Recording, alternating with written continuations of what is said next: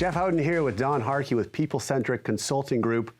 Don, let's start with this. What is People Centric? Explain what's your elevator pitch? Start with that.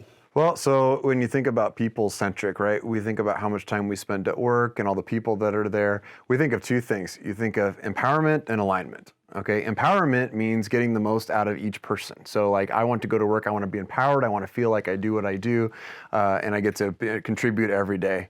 Alignment means the team gets to work together towards something. Now, those two things don't always work together, right? If I show up to my job as an accountant and I want to dance, right, and I want to get everybody else to dance, that doesn't really drive the accounting firm forward. So we need more alignment, so we have to dial up the alignment. If I show up to work and I only think about other people all day long, then I'm missing the empowerment side, and I don't get to put my unique self into it. So people-centric's about balancing those two things out.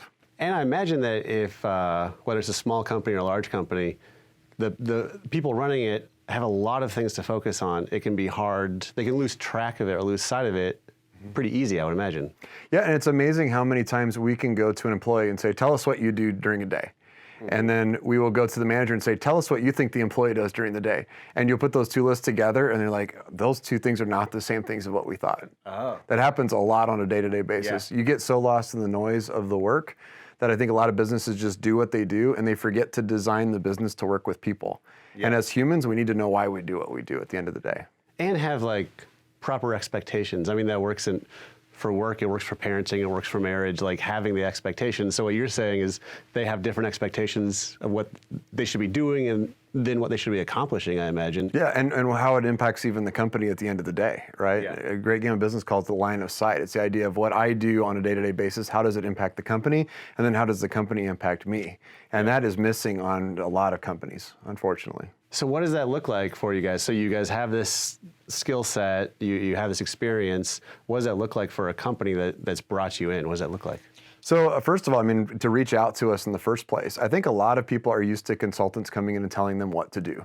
Like, okay, let me analyze your business. And I'm going to tell you, okay, you're doing these things wrong. Let me give you this report. And then they leave it on the door and then that's it, right? Then you get paid and then they walk away and you have to figure all that stuff out. What we do is we'll never bill by the hour. So we never surprise anybody. So to get started with us, you just have to call us. Like, just give us a call and like tell us what the problem is. Tell us what you see. It might be an opportunity. A lot of times it's not that you're particularly broken. A lot of times people think you call the consultant when the company's crashing and burning. No, it might be because you're really successful. Maybe the executive doesn't have time to do what they want to do on a day-to-day basis. Maybe you're lost in it. Maybe it's just a lot of noise or the people have all come in at this, you know, you've grown really fast, whatever those things are. It's just call us and then we have a conversation with you and then we'll discuss either doing a project or a partnership. A project is like a one-time thing, like we'll come in and do a strategic plan, or we'll do a leadership workshop or something like that with you. If we do a partnership, then we're all in with you. Like we go onto a retainer essentially, and then you get all the services our team has, and we work together. And that's where we really make an impact for the companies that we work with. I imagine a lot of people come in thinking, okay, I need some strategic planning, but then maybe their eyes are open like, okay, we could really use... That's the secret, yeah. It's the gateway drug in a lot of ways, 100%. But like in a really healthy way where they're like, oh, maybe there's more here we can be doing. That's exactly right, yeah. We just did just today we met with a company that we did a strategic plan with last month, and it was, they did the strategic plan and then you lay that out, and it's like, we've done this before, and it was a really good session, and we have a really good plan, and then guess what we did is we went back to work. Yeah. And the plan ended up on the shelf, and then later we're going to find that. And then so how are we going to do all these things? And then you look at it and say, we still have to do our day job, and then we also want to do these new things. Yeah. Our team just collects systems and ways to support companies, and then so we can come in and help become a part of that plan to help accelerate that. Yeah. But also, it's not all the way up to the executives to be able to do those plans. Right. Like you think you own the company, like I have to do all these plans for all my people, they've collected all this stuff, and now I have to do all this extra work. No, we try to help companies get the employees involved in those plans because people own what they help create at the end of the day. Yeah. Yeah, anyone that's had a job often has had the thought, I know what needs to be done. I know what tweaks need to be made. They don't know, and they're not doing them. That I imagine bringing both in the room is impactful. Oh, 100%. I mean, you could think of any business that you walk into. How long does it take you to kind of feel what's going on? Like you can feel the culture. Like you walk into a restaurant, for example. You ever walked into a restaurant and then walked back out because you're like, this is not going to be good? I could just tell walking in, like, this is going to be bad. Like, you can tell somebody's yelling, somebody over here, and it just feels like the vibe's off. I'm just going to walk right back out right now. Yeah, and if you talk to the employees, a lot of times we'll talk to the employees and say, what challenges do you have? And they'll lay it out really, really well and really clear. So then we can take that, and what happens is some of these managers will go to the employees and ask those questions, and they collect a survey, and then they get, these 107 things that they have to work on. Yeah. And it's like, how do we work on these 107 things?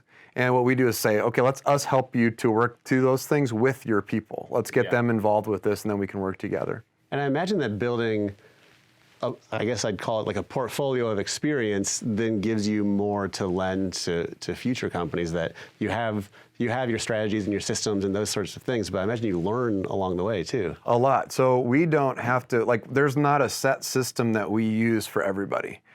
We have a framework on how to implement, how to work on culture, how to establish a people-centric culture, and it's around sets of systems. I'm a recovering engineer, right? So I used to be an engineer. It's around people, communication, management, process, and strategy systems. And we just collect the best practices in all of those different areas. So if you're using a personality assessment that you really like, we're not going to come in and say, no, don't use that one. Use a different one. We just collect best practices and then bring them in for companies. So what are the hallmarks of a good company culture? I think a good company culture is not, a lot of times people think of ping pong tables and potluck suppers and things like that. And I've had, we actually had a company saying, we're trying to attract new people, and what have you done to attract new people? And we put a basketball hoop out back. And I'm like, well, that's awesome. Is that but what's it like to work inside there? And I think a good company culture is a place where people can go and feel fulfilled, and the company is successful. So we call it, we think of a high performance culture. It's not just about the soft stuff, it's also about the hard stuff. The cool thing is, so in the US, it's 1 out of 3 employees are engaged. Did you know that? 1 out of 3. And if you think about a company that has 50 people, that's not many people. That's not very many people. It's a low number. So 2 out of 3 are either disengaged or toxic. So a good people-centric company boosts that engagement level. And when you boost that engagement level, more people are solving problems. They're solving it together. There's less headaches. People are more reactive to each other. You just enjoy the job. But they're also more productive. They're more profitable. They make more money. All those things. Those things work together. How cool is it that the universe created a world where we can take business, but we're still hardwired to work there? If you think about it. You don't have to fight who you are. You don't have to suppress your humanity to go to work.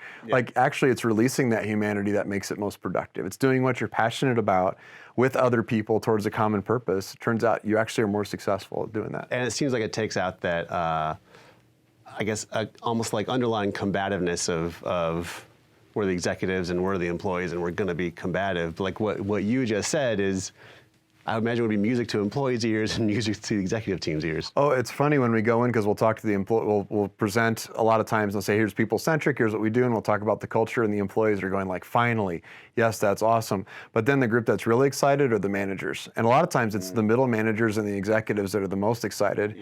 Because one day they were doing their job really well, and somebody came and patted him on the back and said, hey, you're doing your job really well. I'm going to promote you to a completely different job where now you're leading and motivating other people, and I'm going to give you no more training for that. Yeah. When we were talking about fast food earlier, you think about it, you go to an average fast food place, they will train you for a week on how to make fries or flip burgers. And then you get really good at that one, they'll train you into a management position with 0 extra training on it. And you're just thrown into it. We all do that. It's all over the place. It's every place. It's big companies, small companies, organizations. It's a big problem. So we have some tool sets that we've developed that we can equip managers with, and systems to help them to learn how to manage people, how to have difficult conversations, right? How to hold people accountable, but also how to work together. And that just makes a huge difference. All right, there you go. Don Harkey, if you're looking to make a huge difference at your company, People Centric Consulting Group.